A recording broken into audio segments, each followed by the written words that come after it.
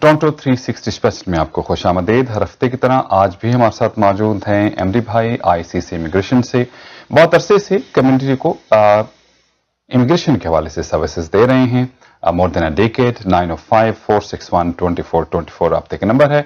हर हफ्ते मुख्तलिफ टॉपिक्स पे हम इनसे बात किया करते हैं। खुश आमदीद कहेंगे एमडी भाई, welcome you in Toronto 360। Arshad भाई बहुत शुक्रिया। सबसे पहले तो आपको और प्रोग्राम देखने वाले तमाम भाई बहनों को एमडीआरडी के जानिब से आईसीसी इमिग्रेशन टीम के तरफ से आदाब, नमस्कार, सत श्री अकाल। Thank you very much for. बहुत शुक्रिया आपके आने का। लॉट ऑफ इंक्वायरीज आती हैं, लोग पूछते हैं और आप भी वही टॉपिक डिस्कस करते हैं जिसकी लोगों को जरूरत है। अच्छा, स्टूडेंट्स के हवाले से हम बात करना चाहेंगे। अगर एक फर्ज कर लीजिए, एज तो नहीं होती स्टूडेंट की, एक कोई छोटा है कोई बड़ा है, एज का यहाँ मसला नहीं, लेकिन सबसे इंपॉर्टेंट जो वक्त होता है वो कॉन्वोकेशन का होता है कि जब पास आउट हो रहा है बड़े खुश होते हैं। अब इतनी दूर हैं यहाँ पे, लेकिन दिल करता है कि उनके पेरेंट्स दोस्त अजीज जो हैं वो उस वक्त उनके साथ हों। तो ऐसी को प्रोविजन लॉ फ्राहम करता है कि एक स्टूडेंट की जब कॉन्वोकेशन हो, पास आउट हो, तो उस वक्त उसके पेरेंट्स या अजीज आ सकें यहाँ पे। बिल्कुल अरशद भाई, आपने बिल्कुल ठीक कहा। पहली बात तो age is not a barrier for any student. Canada is one country जहां पे एज के ऊपर किसी को चीज को डिस्क्रिमिनेट नहीं किया जाता। एंड यहाँ पर आप क्लास में देखें, कॉलेज में देखें, यूनिवर्सिटीज में देखें, 60 साल के भी पढ़ रहे हैं, 70 साल के पढ़ रहे हैं और 23 साल के क्लास में पढ़ रहे हैं, एक ही क्लास में पढ़ रहे हैं। और जब भी इंटरनेशनल स्टूडेंट जब भी कनाडा पढ़ने आते हैं तो convocation is note out a big time. It is an achievement, sense of achievement है ना, क्योंकि उन्होंने अपना कोर्स मुकम्मल किया है, फ्लाइंग कलर्स के साथ पास हुए हैं, तो वो चाहते हैं कि उनके अम्मी अबू, उनके भाई बहन उस मौके पर उनके साथ अचीवमेंट्स उनके साथ शेयर कीजिए। तो बिल्कुल जी, वो विजिट वीजा पे अपने अम्मी अबू को, अपने भाई बहन को बुला सकते हैं जब भी कोई ऐसी कॉन्वोकेशन होती है। और उनके अम्मी अबू या भाई बहन को visit visas and entry of normally 6 months is normally granted. तो 6 महीने आके रह सकते हैं। अगर एक्सटेंड करना चाहें तो वो भी ऑप्शन बाद में एग्जिस्ट कर सकती है। ठीक है, ये तो बहुत अच्छी बात है कि और काफी टाइम है 6 महीने, क्योंकि ये हार्डशिप वेदर की होती है, तो किसी भी वेदर में तो पूरा एंजॉय कर सकते हैं। 6 महीने कम से कम वो सैर कर सकते हैं। बिल्कुल अरशद भाई, अब जिन बच्चों ने दिसंबर में अपना पास आउट किया था, उनकी कॉन्वोकेशंस अब ड्यू हैं अगले कुछ एक हफ्तों में, 4 से 6 हफ्तों में हैं। तो this is still a good time. अगर आप चाहते हैं कि आपके अम्मी अबू, आपके भाई बहन यहाँ पे कॉन्वोकेशन में मौजूद हो, तो उसके लिए अब हमसे प्रोसेस टाइमिंग कितनी रहती है? अगर इस्लामाबाद से बात करें तो on an average 3 to 4 weeks का प्रोसेसिंग टाइम है। और अगर आज की डेट में इंडिया की बात करें तो तकरीबन 15 दिन का इंडिया का प्रोसेसिंग टाइम है। अच्छा, अब ड्यूरिंग स्टडी जो है, अब एज की हमने बात की है, नौजवान बच्चे भी होते हैं, बड़े भी होते हैं, बैक होम में शादी हो जाती है, तो ऐसी सूरत हाल में जैसे पेरेंट्स आगे कॉन्वोकेशन पे, स्पाउस को भी विजिट के लिए बुलाया जा सकता है? विजिट वीजा पे तो ये तो कॉन्वोकेशंस की बात कर रहे हैं अर्शद भाई, बट अगर during the course of study शादी होगी, निकाह हो गया, तो वो अपने स्पाउस को यहाँ पर विजिट वीजा पे ला भी सकते हैं। अच्छा, और उनका जो स्पाउस है वो कनाडा में आकर they are also eligible for work permit, तो वो टेक्निकली उनको डिपेंडेंट वर्क परमिट मिल जाएगा। तो जब तक जो एक एप्लीकेंट जो फुल टाइम स्टूडेंट है वो पढ़ते रहेंगे, तब तक जो डिपेंडेंट स्पाउस है वो फुल टाइम काम कर सकेंगे। अच्छा, ये तो एक बड़ा हेल्प हो जाएगी अगर इस हवाले से हो। जी बिल्कुल, बहुत बड़ा एक रिस्पॉन्सिबिलिटी उनकी निकल जाएगी, मतलब पैसे उस तरह से मतलब चाहे कुछ भी हो, अगर हम पाकिस्तान इंडिया के पैसों की यहाँ से कंपेयर करें तो बहुत फर्क है, तो ये बड़ा हेल्पफुल है। एब्सोल्युटली अर्शद भाई, तो वो यहाँ पर आकर जॉब कर सकेंगे फुल टाइम। और पढ़ाई के बाद जब पोस्ट ग्रेड वर्क परमिट मिल जाता है, तो उस टाइम पे अगर नॉक ओएबी की जॉब मिलेगी तो डिपेंडेंट स्पाउस को भी ओपन वर्क परमिट अगेन मिल जाएगा। तो वो पूरा अरसा इंडिविजुअली अपनी कैपेसिटी में भी काम कर पाएंगे। राइट।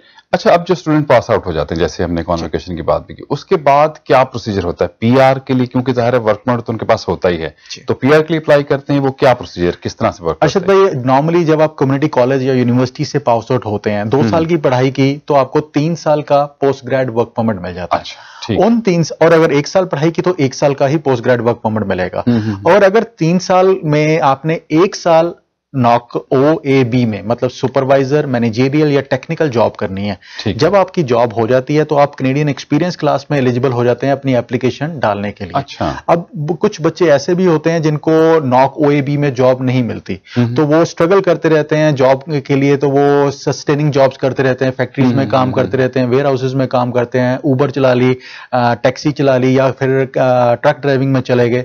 तो ऐसे तमाम बच्चों को मैं एक चीज जरूर कहना चाहूंगा कि आपको जो पोस्ट ग्रेड वर्क परमिट है जिंदगी में एक ही बार मिलना है। अच्छा। ये दोबारा नहीं मिलना। तो ये आपका टाइम जो है ये आप वेस्ट ना कीजिए।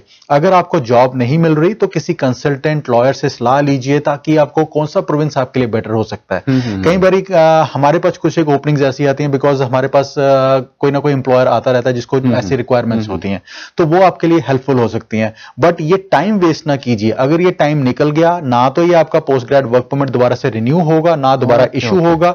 आपके अम्मी अब्बू ने, आपके पेरेंट्स ने बहुत मुश्किल से कई चीजें काट कर आपको यहां पे पढ़ने के लिए भेजा हुआ है। तो उनके ड्रीम्स खराब ना कीजिए। सो प्रोफेशनल एडवाइस, प्रोफेशनल सर्विसेज पहली इंस्टांस में ले लीजिए ताकि बाद में आपको इशू ना आए। अच्छा, अब इसमें ये हुआ कि जब आप क्लियर कर लेते हैं तो आपको यहीं से अप्लाई करना है जो पीआर के लिए, या जो आपको जो टाइम पे वर्क परमिट मिलता है उस दौरान आपको क्वालिफाई करना पड़ेगा उसके लिए। कैनेडियन एक्सपीरियंस क्लास में भाई है कि 2 साल पढ़ाई, 1 साल जॉब और फिर आपकी पीआर की एप्लीकेशन डल सकती है।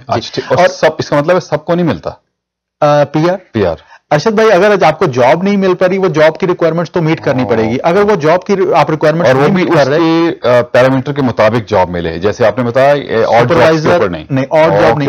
इसी तरह से कुछ प्रोविंसेस हैं जहां पे और जॉब्स भी क्वालिफाई कराती हैं पीआर। हाँ जी बिल्कुल। और वहां पे आइलेट्स की रिक्वायरमेंट्स भी काफी कम है। 4.5 बैंड्स के साथ भी आप एक प्रोविंस में क्वालिफाई कर सकते हैं। और वहां पे सिर्फ 6 महीने अगर आपको गैस स्टेशन अटेंडेंट की भी जॉब मिल जाए, कस्टमर सर्विस की जॉब मिल जाए, तो वो भी, इवन वेटर की जॉब मिल जाए, सर्वर की जॉब मिल जाए, तो वो भी जॉब आपको एलिजिबल करा देती है पीआर। बट ये इंडिविजुअल के ऊपर डिपेंड करता है। क्या करना है नाज़रीन किराम, इट्स वेरी इंपॉर्टेंट, क्योंकि आप बिल्कुल किसी कंसल्टेंट से जरूर मशवरा करें, आईसीएससी इमिग्रेशन से रब्ता करें, आपको मुकम्मल गाइड करेंगे कि आपको क्या करना है। क्योंकि जैसे बताया एमडी भाई ने, once in a lifetime आपको जो है वर्क परमिट मिलता है, उसको आप जाया मत कीजिएगा। अच्छा, अब नए स्टूडेंट्स के हवाले से बात करते हैं कि बहुत से लोग ज़ाहिर है लगातार आ रहे हैं, माशाल्लाह से बहुत लोग आते जा रहे हैं। इस वक्त क्या अपॉर्चुनिटीज हैं? अर्शद भाई, बहुत बड़ी तादाद में स्टूडेंट्स कनाडा पढ़ने आ रहे हैं और कनाडा उनको दोनों बाहें खोल के वेलकम भी कर रहा है। उसका रीजन है कि कनाडा को बहुत बड़ी तादाद में इमिग्रेंट्स चाहिए आने वाले सालों में। हम जिस तरह से कह रहे हैं कि 2035 तक हमारी क्लोज टू 30% पॉपुलेशन 60 ईयर से ऊपर हो जाएगी, और उसको ऑफसेट करना किसी भी गवर्नमेंट के लिए बहुत एक इंपॉर्टेंट जगह बना हुआ है, and it is a important question for them as well. तो उसको ऑफसेट करने के लिए स्टूडेंट्स को बुलाया जा रहा है, क्योंकि स्टूडेंट्स सबसे पहले तो वो इंटरनेशनल स्टूडेंट जब आता है तो इंटरनेशनल फीस पे करता है, so it is a big revenue for the country. दूसरी चीज है कि वो अपने आप को कैनेडियन स्टैंडर्ड के हिसाब से अपग्रेड कर लेते हैं। उसके बाद यहां पर जॉब की, उन्होंने ऑफ कैंपस यहां पे रहे, यहां पर अपार्टमेंट्स लिए, यहां पे ग्रोसरीज की, तो they are important part of the society, system में शामिल हो जाते हैं। और इस सिस्टम में वो बल्कि इनपुट ही दे रहे हैं अपना, पैसों के हवाले से भी, सर्विसेज के हवाले से। एब्सोल्युटली अर्शद, इसलिए उनको जाने नहीं वापस देना। गवर्नमेंट चाहती है कि मैक्सिमम स्टूडेंट्स कनाडा आए। आज की डेट में हम सितंबर ऑफ 2018 की एडमिशंस करवा रहे हैं, और सितंबर की 2018 के तकरीबन काफी सारे कोर्सेज फुल हो चुके हैं। बड़ी कुछ एक लिमिटेड सीट्स अवेलेबल है, लिमिटेड कोर्सेज अवेलेबल है। उसके बाद जनवरी ऑफ 2019 शुरू हो जाएगा। तो जितने भी बच्चे हमें सुन रहे हैं, देख रहे हैं, आप कनाडा पढ़ने आना चाहते हैं, आप अपने बच्चों को भेजना चाहते हैं, तो आपको 1 साल पहले एडवांस में तैयारी करनी पड़ेगी। उस बच्चे के मार्क्स आइलेट्स में अच्छे होने चाहिए। अगर आइलेट्स में मार्क्स अच्छे नहीं होंगे, 6 बैंड्स मिनिमम नहीं होंगे, तो वो कॉलेज यूनिवर्सिटी में पहले उनको 3 महीने इंग्लिश पढ़नी पड़ेगी, इंग्लिश एज सेकंड लैंग्वेज। उसके बाद फिर उनका कोर्स शुरू होगा। तो जितने भी स्टूडेंट्स यहां पे आना चाहते हैं, गेट इन टच विद अस। और अगर उन्होंने पहले एप्लीकेशन लगाई थी अर्शद भाई, किसी वजह से वो रिफ्यूज हो गई, तो डिसऑर्डर ना होइए, चाहे 1 बार 2 बार या 10 बार का भी रिफ्यूजल है, 1 बार आरडीएमडी से आके कंसल्ट जरूर कीजिए। हमारा एक प्रूवन ट्रैक रिकॉर्ड है रिफ्यूज केसेस को डील करने का, and we have been very very successful in addressing all the concerns. सबसे इंपॉर्टेंट बात है कि हम अप्रूव हैं सिटीजनशिप एंड इमिग्रेशन से। हम जब भी कहते हैं कि आप जब भी डील करना चाहें तो डील कीजिए जो सिटीजनशिप एंड इमिग्रेशन से अप्रूव्ड हैं, जो या तो लॉ सोसाइटी के मेंबर्स हैं, law society of upper Canada के, या फिर जो आईसीसीआरसी मेंबर्स हैं। आप हमारे पास आते हैं, हम लोग यहां पर कनाडा बैठे हुए आपकी फाइल के ऊपर काम कर सकते हैं, और यहीं से बैठे हुए सिटीजनशिप एंड इमिग्रेशन को सबमिट भी कर सकते हैं। 99% एजेंट जो इंडिया में बैठे हुए हैं या पाकिस्तान में बैठे हैं, दे आर नॉट ऑथराइज्ड। तो वो टेक्निकली आपकी एडमिशंस तो करवा देते हैं किसी कॉलेज में, बट जब एप्लीकेशन लगाने का टाइम आता है तो कहते हैं कि फॉर्म भर दिए जी, जाके जमा करा दें। हम यहां पे बैठे आपके कंसर्न्स एड्रेस करते हैं कि आपको क्यों वीजा मिलना चाहिए, और कुछ ही केसेस में तो हम ऑफिसर्स को कन्फ्रंट भी करते हैं कि why was this visa not granted. तो हम we have that access with the officers and those visa post as well. So ऐसा कोई रिफ्यूज्ड केस है, get in touch with us and ICC immigration पे we will try to help you out. If we can not, we will tell you in the first instance क्या नहीं कर सकते। Very right, iccimmigration.ca email है, आप इस पे इनको ईमेल भी कर सकते हैं। info@toronto360.tv पे भी आप ईमेल कर सकते हैं, हम फॉरवर्ड कर देंगे इन्हें, आप इनसे मशवरा जरूर लीजिए। अच्छा, आजकल इन्वेस्टर वीजा के वाले से बहुत सारी चीजें हम जो है वो सुन रहे होते हैं, ये क्या प्री क्वालिफिकेशन, इसका क्या प्रोसीजर होता है? अरशद भाई, आप यकीन नहीं मानेंगे, इंडिया में अखबारें भरी हुई हैं कि इन्वेस्टर वीजा 1.5 लाख में आप कनाडा चले जाएं। $1.5 लाख में कनाडा चले जाएं। $1.5 लाख कनाडा से, और पाकिस्तान में भी सेम हाल होगा, बिल्कुल जाहिर है। यहाँ पे भी हम सुनते हैं कि लोग अनाउंस कर रहे हैं कि आप कनाडा आ सकते हैं। एक चीज याद रखिए कि जो मैनीटोबा एक प्रोविंस था जहां पे मिनिमम रिक्वायरमेंट्स थी, शुरू में वो भी रिक्वायरमेंट्स चेंज हो गई हैं। इस टाइम पे मैनीटोबा में कोई टेक एप्लीकेशन एक्सेप्ट नहीं की जा रही, the programme is on hold. इसकी रिक्वायरमेंट क्या थी कि मिनिमम $3.5 लाख के आपके नेट एसेट्स हों, 1.5 लाख आपने इन्वेस्टमेंट करनी है, 75,000 का डिपॉजिट देना। ये सारा स्ट्रक्चर चेंज हो गया।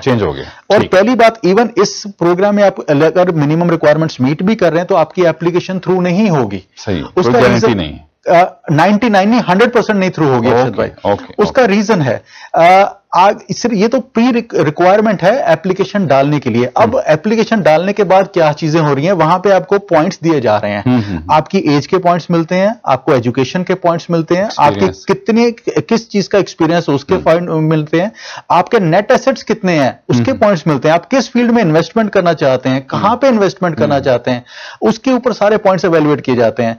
और 99% जो मिनिमम रिक्वायरमेंट्स के साथ आपकी एप्लीकेशन, सिर्फ आप पूल तक जा सकते हैं, आगे एप्लीकेशन पिक नहीं होगी। जैसे काम इंटरव्यू के लिए हम एप्लीकेशन देते हैं, मतलब उसको सारा वो टोटल उसको स्क्रूटनाइज करके फिर डिसीजन करते हैं इस वाले से। अरशद भाई, अगर हम बात करें मैनीटोबा की, अगर बात करें सैस्कैचुअन की, हम ओंटारियो की बात करें, ब्रिटिश कोलंबिया की बात करें, प्रिंस एडवर्ड आइलैंड की बात करें, किसी भी प्रोविंस की बात कर लें, ये हर प्रोविंस में पहले वर्क परमिट दिया जाता है और उसके बाद आपको इन्वेस्टमेंट करने के बाद आपको वर्क परमिट पीआर के लिए कन्वर्ट होता है।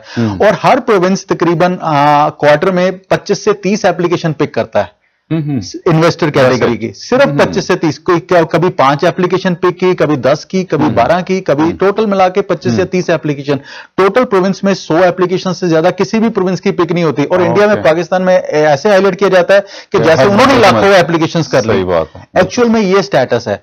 तो अगर वो पिक करते हैं उनमें से भी 100% शायद ना उनको अलाउ करें। अरशद भाई, वो एप्लीकेशन पिक हो रही हैं जिनका नेट एसेट 2 मिलियन 2.5 मिलियन की इन्वेस्टमेंट करने के लिए तैयार हैं, उस कैटेगरी की एप्लीकेशन पिक हो रही हैं। बिकॉज वो उन्होंने थ्रेशोल्ड नीचे से नहीं निकालना, उन्होंने ऊपर की टॉप की एप्लीकेशन 10 में लोग हैं उनके पास। बिल्कुल ठीक। तो ऐसे हो रहा है। तो अगर कोई भी बिजनेसमैन है, कनाडा में आकर इन्वेस्ट करना चाहते हैं, आप you are looking for options to settle down, हम सबसे पहले कहते हैं कि अपना प्रोफाइल हमारे साथ शेयर कीजिए। We will evaluate and let you know कि आपके लिए बेस्ट ऑप्शन क्या एग्जिस्ट कर रहा है। कुछ कैटेगरीज में इन्वेस्टर्स जो हैं वो कनाडा में आए हुए हैं, घूम रहे हैं, तो हम उनको कहते हैं कि भाई आप यहां पे बिजनेस बाय कीजिए। तो देयर आर ऑप्शंस, जो आप कान स्ट्रेट नहीं पकड़ रहे, आप उल्टा करके पकड़ रहे हैं, तो there are options which can be worked out for you. So आपको वो देखना है कि कौन सी ऑप्शन आपके लिए वर्क करेगी, रादर आप सिर्फ एप्लीकेशन डाल के बैठ जाएं और सोचते रहें कि मेरी एप्लीकेशन प्रोसेस हो रही है। Very right, that's very important.